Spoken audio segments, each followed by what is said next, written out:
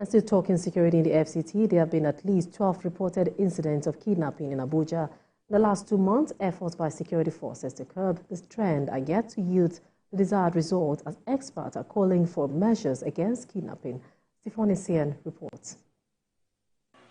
Worries over the rise in the incidents of kidnapping are giving way to fear among residents of communities in the Buhari Area Council. At least 30 people have been taken from their homes in several estates, including Kuchiko, Deide, Kubari Settlement, and Duse in the last 2 months. It has been happening small, even during the last regime, until now, and they cannot safeguard their property, their lives. No, it's very bad. It is in this light that I'm asking that the Minister for the FCT conducts a security audit of the FCT along these 3 lines that I've mentioned, looking at people, looking at systems, looking at technology. The Special Intervention Squad set up by the Inspector General of Police is making incursions in the affected communities, but the efforts of the squad are yet to yield the desired result.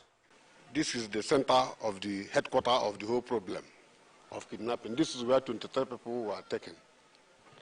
The chief has run away, but we are here to reassure them that the President and Commander-in-Chief have asked us to make sure they are secured, as well as the instruction of the Inspector General of Police.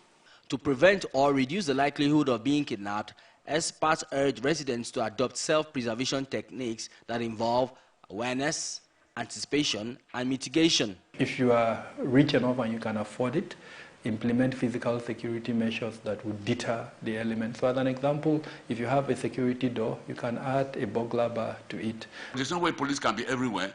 Employ the service of private securities, well-trained private securities, to man their estate. Beyond the self-preservation mechanisms, the onus is on the authorities to provide security for every resident. Sifon Asian, TVC News, Abuja. And joining me live to discuss this is a security expert, Bish Johnson. He joins me live from Abuja. Good afternoon. Good afternoon, and thank you for having me. Now, the kidnappers seem to now be emboldened. Why is that? Well, what is happening is that they have learned about the weaknesses in our security system. And so they are exploiting those vulnerabilities and weaknesses to create this mayhem that we're seeing all over the FCT and quite frankly, all over the country. You know, this kidnapping and abduction thing has become a commercial enterprise.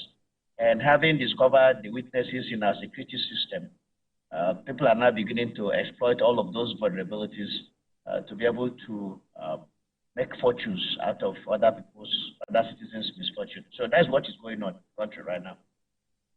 Now, FCT Minister Ian Somwike said recently, and I quote, "I know that some of you are here." Now, how valid is this statement, talking about having some of these kidnappers in these communities?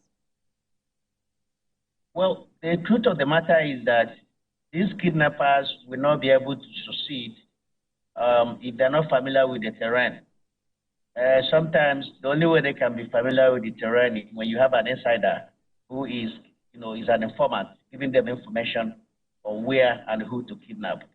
A stranger cannot come from anywhere and just go to an unfamiliar environment and carry out this kind of activities. So the Honorable Minister of the FCT, one way is correct in what he said, because there have to be some elements of insider information for them to be able to successfully orchestrate this spate of kidnappings that we are seeing around the FCT. Now, a lot has been said about the activities of these kidnappers. What can you say about the depth of infiltration that these kidnappers may have had? You mean in terms of infiltrating the FCT? Yes, please.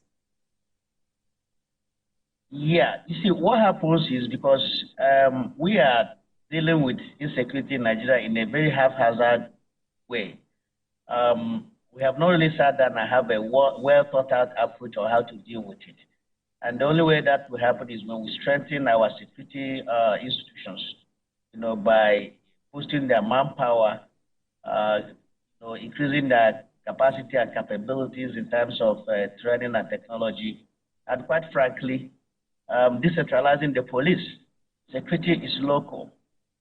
So if those local people, we have to be able to give them that opportunity to take their own, to be responsible for their own security. And so the argument about state police and, quite frankly, even local government police is becoming more viable because only these people understand themselves, their culture, their environment, and their terrain. And so they'll be able to police themselves very well. So what happens is that when something happens in one part of the country, then the security agencies will muster assets and deploy them to the places where these incidents took place. Understand that those assets, they are moving to those new places, they're bringing them from somewhere else. And so when you bring them from somewhere else, you have made the area where you put these security assets from more vulnerable. And these criminals understand that. And they always look for the least part of resistance. So when they see where you are pulling this security asset from, they will go to those places because that's where they're going to encounter least resistance. And so that's what it seems to be happening. There is heat on them in Kaduna and all the other places. And so they're looking for areas where there will be less heat for them. And unfortunately, it happens to be certain parts of the FCT. All right, thanks indeed for your thoughts with us. Security expert Bish Johnson from Abuja sharing his thoughts with us on the rising cases of kidnapping in the FCT.